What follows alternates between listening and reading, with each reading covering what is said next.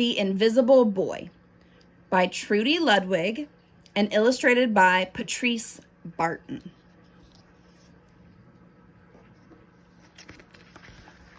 The Invisible Boy.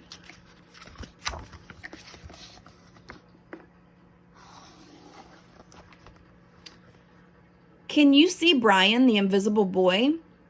Even Mrs. Carlotti has trouble noticing him in her classroom. She's too busy dealing with Nathan and Sophie.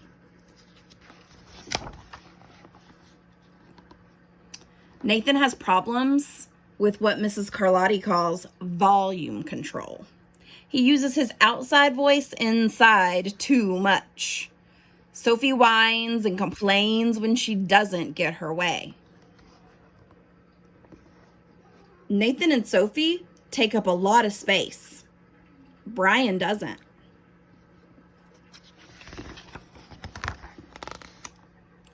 When the bell rings for recess, Micah and JT take turns choosing kids for their kickball teams. The best players get picked first. Then the best friends of the best players. Then the friends of the best friends. Only Brian is left, still waiting and hoping. JT glances in Brian's direction and just as quickly looks away. We've got enough players for each team, he tells the others. Let's play ball.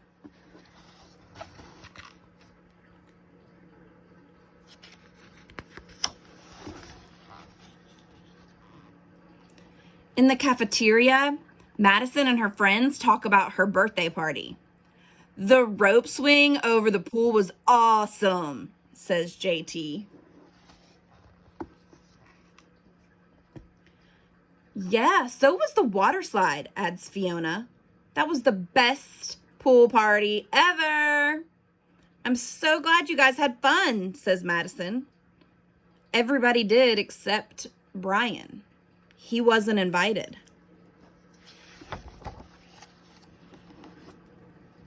At choosing time, while the other kids play board games and read, Brian sits at his table, doing what he loves to do best.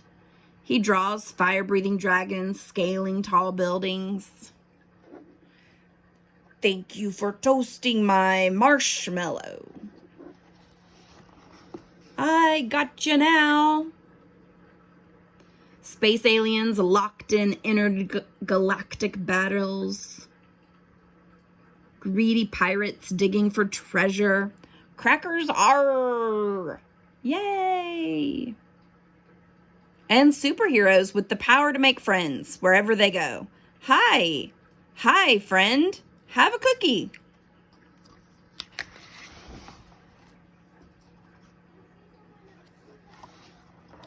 On Monday morning, Mrs. Carlotti introduces Justin, a new student, to the class. Brian smiles shyly at him. Some of the other kids sneak looks at Justin, trying to figure out if he's cool enough to be their friend. They haven't quite made up their minds yet.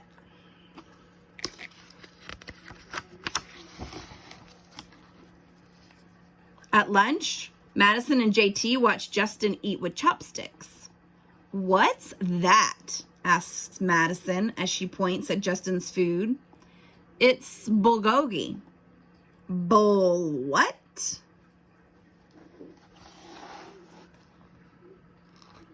Bulgogi. It's Korean, barbecued beef. My grandma made it for me. It's really good. Do you want to try some? There's no way I'd eat bulgogi. And all the kids laugh. All of them. That is, except Brian.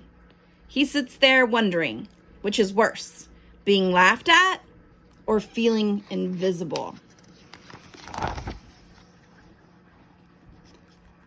The next day, when Justin goes to his cubby to put away his backpack, he notices a piece of paper with his name on it. Justin, I thought the bulgogi looked good. Brian, yum.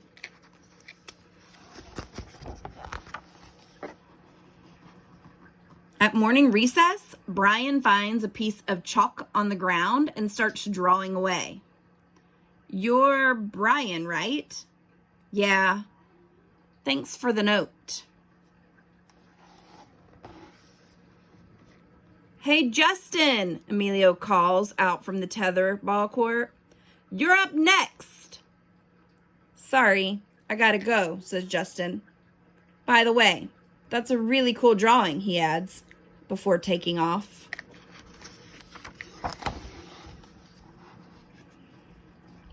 Back in class, Mrs. Carlotti asked the kids to team up in 2s or 3s for a special project. The kids scurry around the room to pair off. Brian heads toward Justin. I'm already with Justin, says Emilio. Find someone else. Brian looks at the floor, wishing he could draw a hole right there to swallow him up. Mrs. Carlotti said we can have up to 3 people in our group. We're only 2. Come on, Emilio, let him work with us. Okay, I guess.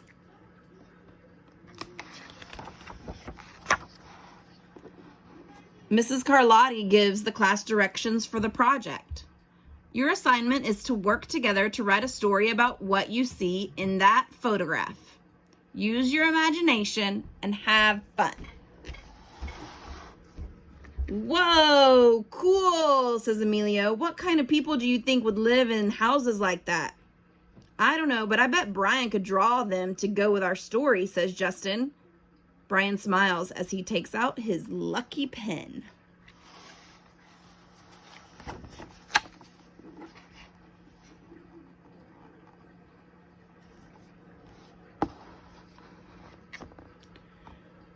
The crooked story we made up on the spot.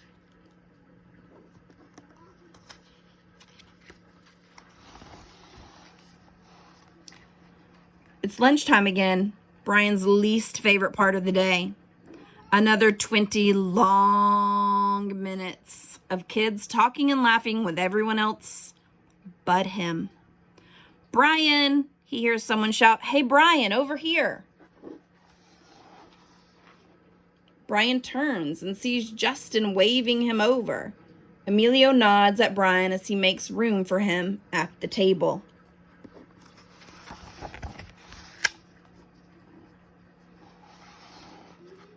Cookie? Thanks. Maybe, just maybe, Brian's not so invisible after all.